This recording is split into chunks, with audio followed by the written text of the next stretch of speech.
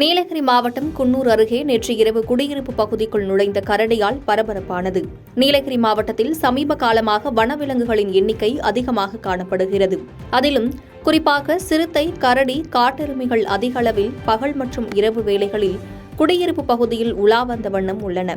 இந்நிலையில் நேற்று இரவு குன்னூர் அருகே உள்ள சேலாஸ் நேரு நகர் குடியிருப்பு பகுதியில் கரடி ஒன்று புகுந்து அட்டகாசம் செய்வதாக குன்னூர் வனத்துறையினருக்கு தகவல் வந்ததை அடுத்து குன்னூர் வனச்சரகர் தலைமையில் வனத்துறையினர் தீப்பந்தங்களுடன் சம்பவ இடத்திற்கு சென்று கரடியை விரட்டும் பணியில் ஈடுபட்டனர். பல மணி நேர போராட்டத்திற்கு பிறகு கரடியை அடர்ந்த வனப்பகுதிக்கு விரட்டினர். இதனால் அப்பகுதியில் பரபரப்பு நிலவியது.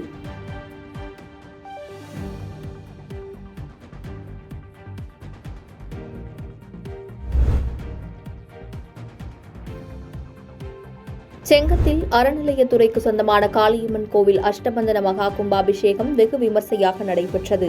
திருவண்ணாமலை மாவட்டம் செங்கம் டவுன் துர்க்கையம்மன் கோவில் தெருவில் அமைந்துள்ள இந்து சமய அறநிலையத்துறைக்கு சொந்தமான 1800 ஆண்டுகள் பழமை வாய்ந்த காளியம்மன் கோவில் கும்பாபிஷேக விழா வெகு விமர்சையாக நடைபெற்றது.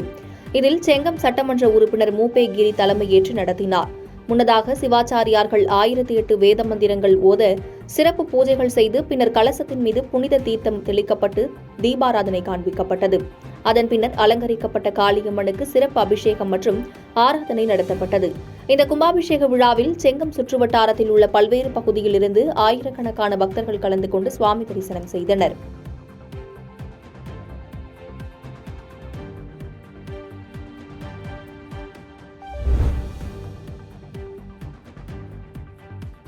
நீலகிரி மாவட்டத்தில் மழையின் காரணமாக முகாமில் தங்க வைக்கப்பட்டுள்ள பொதுமக்களுக்கு சுற்றுலாத்துறை அமைச்சர் ராமச்சந்திரன் நிவாரணப் பொருட்கள் வழங்கினார்.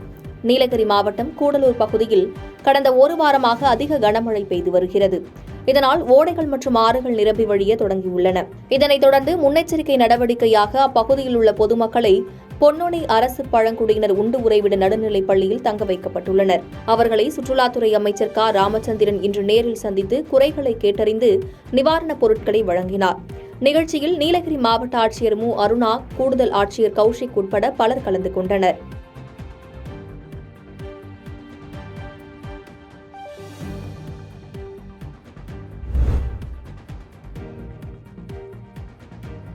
தாம்பரத்தில் தீபா யோகாலயா மற்றும் கிட்ஸ் அகாடமி சார்பில் சர்வதேச யோகா தினத்தை முன்னிட்டு உலக சாதனை நிகழ்த்தும் பயிற்சி நடைபெற்றது. செங்கல்பட்டு மாவட்டம் தாம்பரம் அடுத்த லட்சுமிபுரம் தனியார் விளையாட்டு திடலில் தீபம் யோகாலயா மற்றும் கிட்ஸ் அகாடமி சார்பில் சர்வதேச யோகா தினத்தை முன்னிட்டு 100 பேர் கொண்ட 100 யோகா பயிற்சியை 10 வினாடிகளில் செய்து உலக சாதனை படைக்க இப்பயிற்சி முகாம் நடைபெற்றது. இந்நிகழ்ச்சிக்கு சிறப்பு விருந்தினராக இந்திய யோகா சங்கத்தின் தமிழ்நாடு பிரிவு துணைத் தலைவர் ராஜேஸ்வரி பிரபாகரன் கலந்து கொண்டு துவக்கி வைத்தார். இதனைத் தொடர்ந்து சூரிய நமஸ்காரம், கோணாசனம், நட்சத்திராசனம், காளியாசனம் உட்பட 100 ஆசன பயிற்சிகளை மேற்கொண்டனர். இதில் சிறுவர்கள் முதல் பெரியவர்கள் வரை கலந்து கொண்டு யோகாசன பயிற்சி செய்தனர். அவர்களுக்கு பதக்கம், விருது மற்றும் சான்றிதழ் வழங்கி வாழ்த்து தெரிவிக்கப்பட்டது.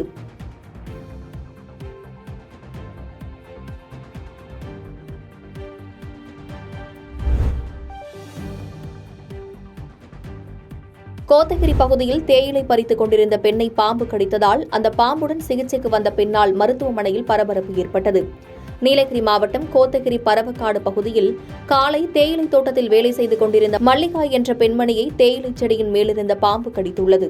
உடனே அருகிலிருந்தவர்கள் அவரை மீட்டு கோத்தகிரி அரசு மருத்துவமனைக்கு சிகிச்சைக்காக அனுப்பி வைத்தனர். சிகிச்சையின் போது கடித்த பாம்பை அடையாளம் காட்ட அந்த பாம்பையும் ஒரு பையனுள் எடுத்து வந்துள்ளார். அவரிடம் இருந்த பாம்பை மீட்டு அங்கு வந்த வனத்துறையினரிடம் ஒப்படைத்த மருத்துவர்கள் அவருக்கு தீவிர சிகிச்சை பிரிவில் முதலுதவி அளித்தனர். பின்னர் வனக்காவலர்கள் பாம்பை மீட்டு அடர்ந்த வனப்பகுதிக்குள் விட்டனர். இதனால் கோத்தகிரி அரசு மருத்துவமனையில் பரபரப்பு ஏற்பட்டது. பாதகம் செய்பவரை கண்டால் நாம் பயங்கொள்ளலாகாது பாப்பா. மோதி மிதித்து விடு பாப்பா, அவர் முகத்தில் உமிழ்ந்து விடு பாப்பா. அண்மை செய்திகளை உடனுக்குடன் தெரிந்து கொள்ள இணைந்திருங்கள் இயம்நாடு தொலைக்காட்சியுடன்.